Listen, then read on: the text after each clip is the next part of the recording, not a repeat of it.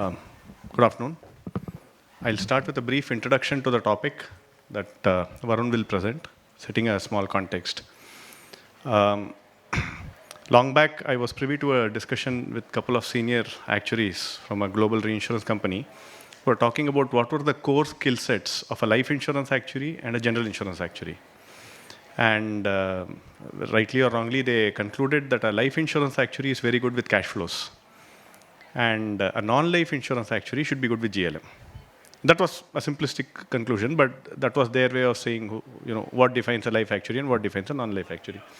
And over a period of time, this was about a decade and a half, Indian market has started adopting GLM as a tool for at least motor insurance pricing, and is used quite extensively. And today, I think most companies use the model in one form or the other.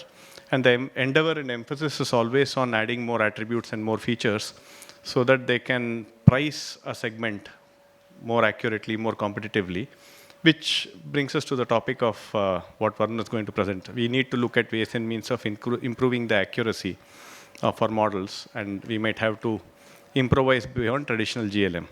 So one of the reasons why GLM has endured the test of time, again Varun will speak about it, is because of its simplicity, its widespread use, as well as interpretability. And I'm sure he'll discuss about it as we proceed.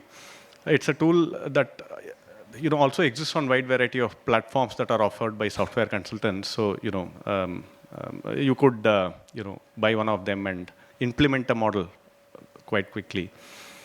So I would request you to look at what he says, but I have one thing that I will raise, which I find very amusing.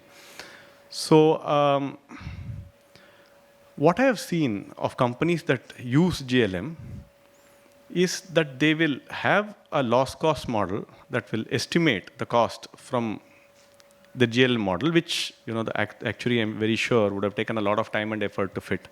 And there are a lot of quality tests that you could do to make sure your model is good. But simultaneously, they will have a trailing 12-month loss ratio with which they will contrast the output from a GLM model. And I'm not sure if you've seen many companies do that. I've seen quite a few do that. And they tend to basically look at one vis-a-vis other. And brings me to a very interesting small story within Ramayana. I don't know how many of you are still familiar with the lore, but it's an apt metaphor. So when Hanuman was laying waste to Ravan's, Ashok Vatika, Indrajit, to kill him, used Brahmastra. But because, Hanuman has this blessings from Brahma, the Brahmastra didn't kill him, it bound him. But when he was bound by Brahmastra, what the Asuras did was, they subsequently also bound him with ropes. Right, so obviously, it's kind of, I don't know how many of you understand this or have heard of this, but looking at trailing 12-month, after taking the trouble of fitting a GLM model, seems like doing the same thing. If you fit a GLM model, what you have agreed to do is to smoothen across the variability in the data, and you are very clear that the effect of the variables, if you study marginally, are all contained within the subsegment. Now, you do accept the fact that the actual data will therefore deviate from the smoothening because it is smoothened and also because of noise. But still, I find this rather annoying, and sometimes it's basically just funny. Habit of contrasting the two. Even if you want to contrast the two, some people say that they will use credibility. They will use credibility weight, but even for that, you could use exposure weights in your GLM model, right? And if you do an exposure weighted GLM model, it's also, in a sense, a credibility adjusted model. So there are a few practices which I feel actually are very regressive. I'm not sure if most of you will agree with what I'm saying, but just food for thought. Anyways, Varun has a very interesting presentation. He's told me he needs a lot of time. He's requested me kindly to keep my address short, which I hope I have. And second thing is, he would request the questions come at the end. Thank you so much. Yeah. Okay. So this is next. Huh? I'm back. Okay. So good afternoon, everyone, and thank you for joining. So here the topic of my presentation is basically how to combine GLM with machine learning. And you would have heard many discussions in the past. Should we use GLM or should we move to some machine learning model? What are the advantages? What are the disadvantages? So my point is, why should we choose one? GLM is already doing a good job. Can we use GLM to enhance, sorry, can I use the machine learning model to enhance the GLM and basically retain the interpretability part and yet get the performance, the predictability that usually that we see in the machine learning model? Okay, so how we have structured this presentation is I'll take you through quickly how GLM works in a very simplistic manner so that, in case our knowledge is dusty, we know what it is. Then I'll talk about how the machine learning integration I'm talking about, how it works, and we will look at the result directly. So I'm not getting into the nitty-gritty of how model is structured because probably that's what not we need.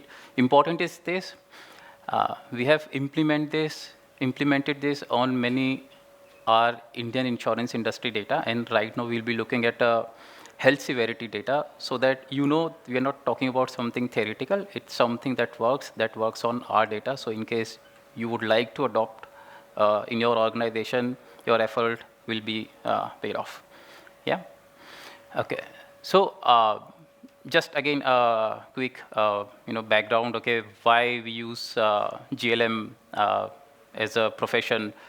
We have been using it a very long time. If pricing actuaries had a common language, it would be GLM across the world, not just any market.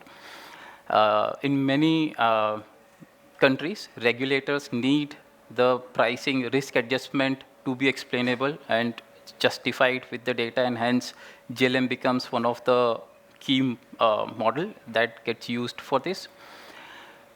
It's being used for a very long time. It has a very strong statistical background, not just actuaries, even in scientific domain when they want to understand the impact of different interaction of different factors, GLM or GLM-like techniques gets used. We all like the interpretation of relativities that we see coming from this. Usually, when the GLM relativity say 1.2, it means basically the risk is 20% higher than the base. It's as simple as that.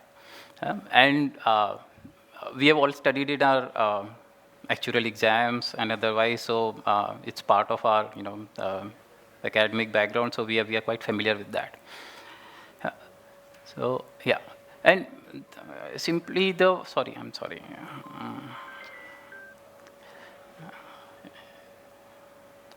Yeah.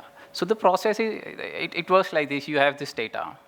You define a linear relationship between let's say you are trying to predict the severity, and you have the customer's information like age, gender, what product they bought, what sum insured they bought. You make this linear equation between them.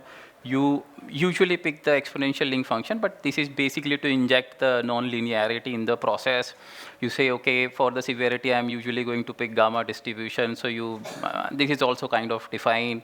And then on the other side, you get the relativities. And relativities work like in a very simple manner. So once you have this model prepared, you get the base severity. Like here in case, it's 34,000. And if somebody is of old age and the relativity is 1.3, you say, okay, their severity is going to be 44,000, simple, 30% higher than the base value. If somebody is from Delhi, their severity is going to be 50% higher, so 66,000. It's very simple. So relativity tells you how much additional risk you are exposed to, given the properties of the customer. Okay, and so we took the industry data and we fitted the GLM model whatever best we could with all the interaction, and these are the results that you also see when you do this exercise. That on the left hand side we have the lift curve, which actually sorts your predicted data from the lowest predicted severity to highest, and then you compare how my actual is turning out to be against that, basically to see if my model is doing a good job or not. Okay, and you can see, because this is on a test data, and you can see some gaps should be there. This is what we have seen. But you can say it's nicely follow the trend. And on the right-hand side, we have this actual versus expected bin chart. It's slightly different, but ideally what you want is that your predicted and actual should be similar, which means all of it should be sitting somewhere on this 45-degree line. And we can see here, it largely follows this trend. This is GLM's output. But if you somewhere zoom in on this 10,000 to 40,000 area, you see there is some systematic gaps in the predicted severity. You see this kind S-shaped kind of curve. So it's not random. Probably there is something that we are missing in whatever model we have built today. So what happens after this, usually when you're doing this exercise, the natural next step is look into the data and slice and dice and see what interaction I might come up with. So it's a very manual exercise. And sometimes what happens when you try to fit a interaction, it works on some part of the data, but it doesn't work on the other. So you end up losing, making model better on some part and worse on the other. Okay. So what we are saying, first of all, by this, it's clear GLM is not doing bad job at all. Question is, can we improve it from here with whatever existing data we have? Of course, you can get more data from other sources. Things will improve. But whatever we have we extracted every ounce of predictive performance from this or not? So what we are saying here is that, and we love GLM for interpretability, right? So usually, even with GLMs, even though we say GLM is interpretable, but how things work, initially, when you fit the individual factors, your accuracy is improving, your interpretability is also increasing because relativities now makes more sense. But in order to actually get more performance, we start fitting interactions. And there things gets complicated because now what happens, you are getting the performance, but relativity is not necessarily be making the sense they make otherwise. So you sometimes get counterintuitive risk adjustment compared to what the business knowledge would talk about. And accept it or not, there is some level of performance that machine learning models are being able to achieve, which even the best of the refined GLMs are not being able to do that. Okay, so you basically then you're faced with this question. If that's the case, if I'm already making things so complicated that interpretability is compromised, I'm not getting the performance I can extract out of this data. So should I prioritize interpretability or accuracy? Should I go for GLM or machine learning model? Yeah. So we already know, these are some strengths and weaknesses of GLM and machine learning. Machine learning is good at figuring it out, the complicated interaction, but at the cost of how things are being calculated. We don't know. We have certain techniques, but it doesn't work as well as we are comfortable with GLM. Okay. So the question that we asked is this. Let's say from the GLM's output, we get to know that those who have diabetes, their relativity is 1.3, means their risk is 30% higher. Okay, but is it really the case that this is true for entire India? What if this is different for, let's say, rural India or let's say Maharashtra or Delhi? What if this is different for somebody who are younger but have diabetes versus somebody who is older, right? So what if somebody who's in Delhi with age 35, the risk is even higher? So the natural extension in GLM is fit the interaction, right? But then you'll be fitting interaction with location, with age. What if the risk is different from the gender perspective? So now you'll be fitting four-way interaction. And in GLM, the more interaction you add, model doesn't work at some point in time. It doesn't converge. Okay, so interactions have to be limited. But in reality, if risk is different, how can we better capture it? Because this is not the limitation of data, it's the limitation of the approach that we have taken. Okay, what if in reality, there is this spectrum of risk adjustment for diabetes depending upon the different context of the policyholder? So we said, okay, GLM works fine.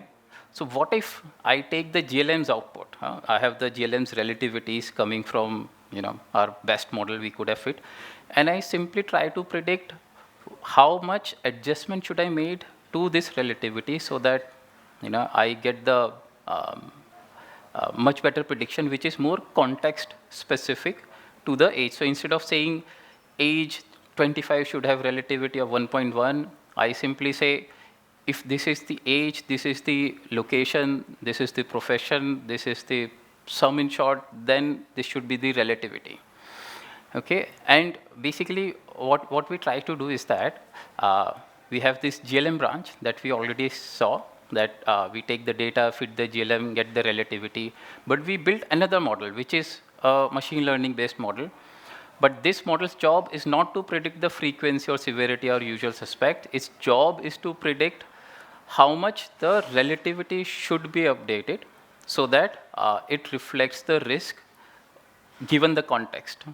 Okay, so like for example, if I've just given one example here, if somebody is at age 35, instead of saying the relativity is whatever GLM is given us, if it's from Delhi with gender female, the age relativity actually should go up. So it's like fitting an interaction, but rather than we telling the model, take all these 10 factors and put 10-way factors, 10-way relative interaction, this doesn't work. You choose which factor is important in this context and how much should be the adjustment. And that's the job of the machine learning model in this case. Okay, and again, just to compare the output, this is what we have already seen. We had this problem that, this was the region where I was not getting a good result. But when I try to use machine learning to get change in the relativity rather than the prediction, I get much better fit even in this region and otherwise, even without putting my manual effort into what additional interactions are required, how to get it. At the same time, my GLM model is still retained, so I still know what my relativities were. It's just that wherever there was a difference between prediction and actual, only that part is being bridged by the this model. Rest, what GLM did, we have retained it. Okay, so you can still say 80% of the prediction is still coming out of GLM. It's only the missing piece there where GLM was struggling, where we would have otherwise gone to interactions to bridge this gap. We said, I'm not doing it. Let the model figure out what interaction should work. Yeah. So, okay, go ahead. Yeah. Okay, fine. We can take the questions at the end. Yeah. Okay. So this is another perspective. We saw when we compared the actual versus expected on the GLM, things looked close. But when you look at from the perspective of this refined model, what we can see, there was certain segment of business where the severity was probably 7,000, 8,000. But GLM was giving us almost 30,000 as the severity. And you can imagine we would have heavily overpriced this segment. Or if you are making portfolio optimization decision, we would have probably taken a wrong decision to curtail those businesses because this looks bad. In reality, those were like not so bad. And although, I mean, these are overlapping, but these are actually actual severity and the hybrid model severity. It's overlapping. That's why you can't see the gap between the two. But these two lines are actual versus hybrid model, and this is the GLM's predicted severity. And the vice versa also. There were certain segments where you said, oh, it's really good, its severity is just 45,000, but in reality, it was almost 60, 70,000. So you would have locked in with something which is highly unprofitable for a long time. And like I said, the model does not give you severity of frequency directly. It tells you how much adjustment your relativity should have had. So this is the outcome of that. So like, for example, in this top left variable, different color shows different levels of that variable.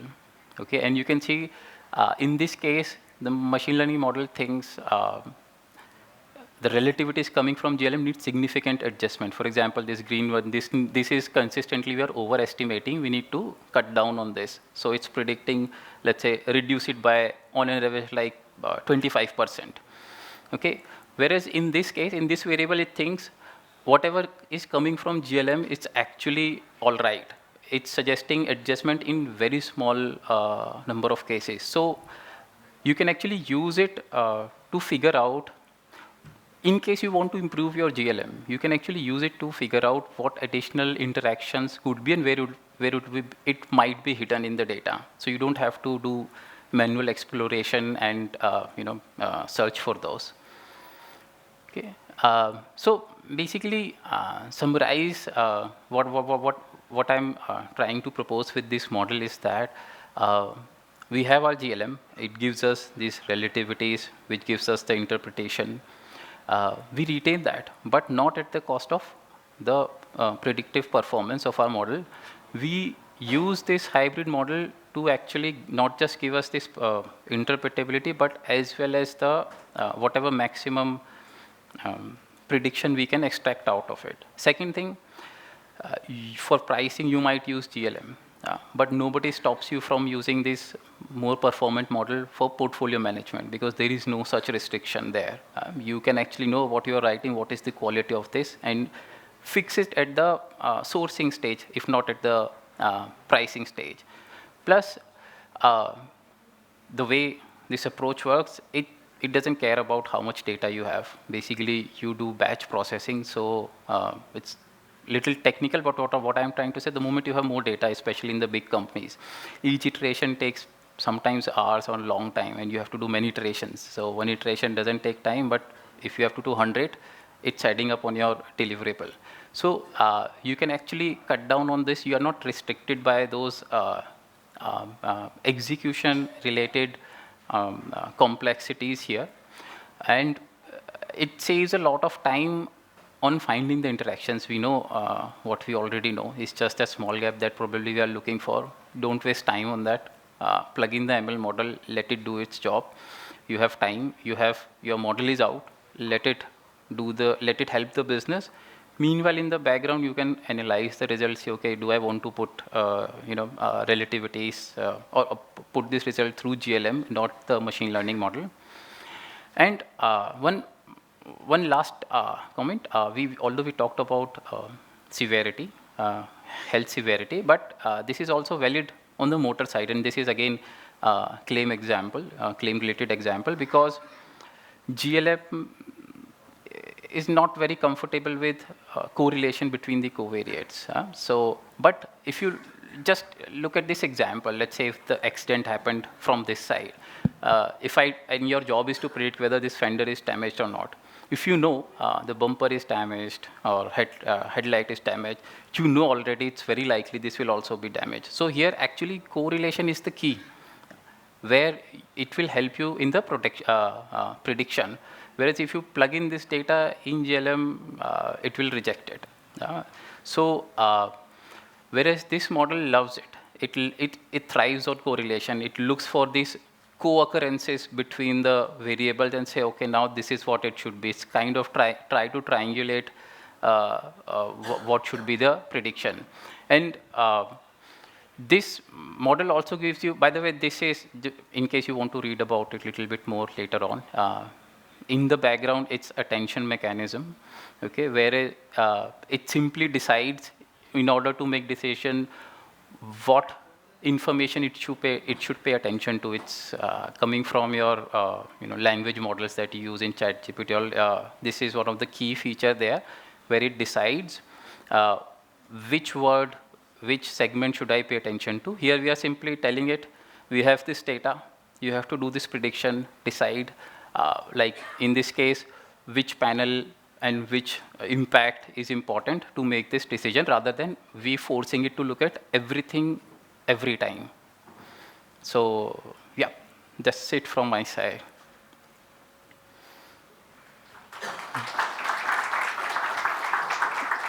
So yeah, now we can have questions. Yeah.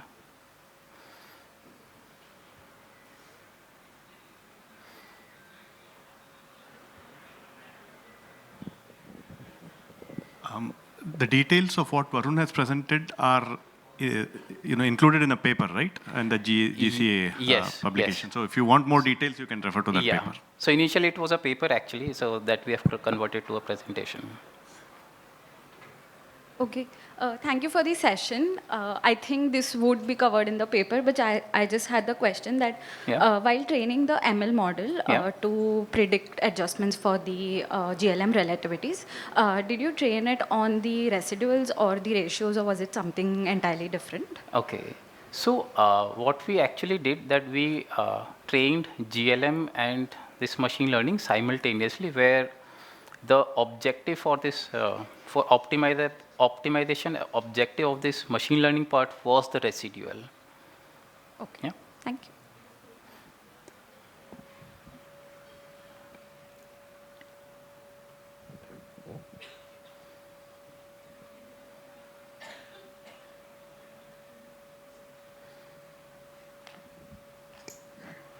So I had my question Yeah. regarding the.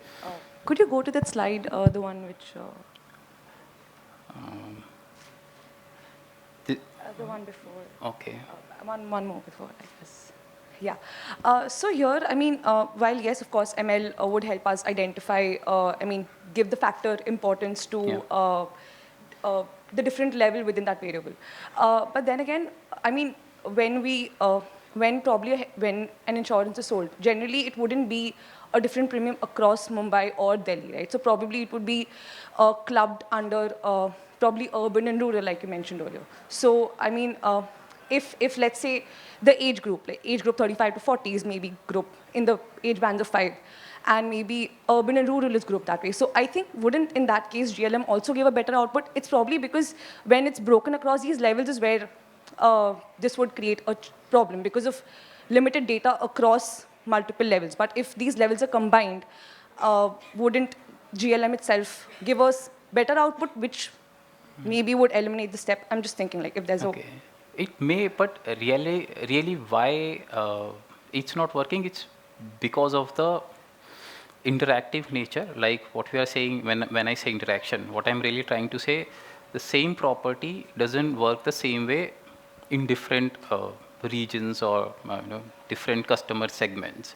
So even if you group this, unless you already know what are the customers with exactly same properties and you group them together, this might work. But usually we group this so that it's more market friendly, and it's you don't necessarily look at while grouping that okay, all the similar things are grouped together. So that problem will still be there. And second thing, for our market, prices are like mostly market driven. Where we use these models is actually for internal strategy making, as well as to know where my portfolio is heading. And there, you need to know, like I said, even if you use GLM, you might simplify it for the pricing, because your system may take only that much amount of information. Your channels can only accept this much. When you are doing your internal assessment, what loss ratio I'm writing my business at, nobody stops you from going in further granularity. So, there, like I said in the previous slide, you can try many interactions. And what we have seen, health data is way more complicated than motor. Claims data is way more complicated than health. So as this data complexity increases, your solution to compensate for this is through interactions and more higher level features. There you can, this will really shine. Thank you. Yeah. I think we are completely out of time. So I have one quick question. So when you're talking about the ML model, so what kind of model we are like trying to fit over there? Is it like regression or some other models? Okay. So, okay, I didn't have enough time to cover that in detail, but if you would like to read about this, these are graph neural networks with attention mechanism. So honestly, I can't do justice even in an hour, but it's good. I mean, if you want to read about it, please do so.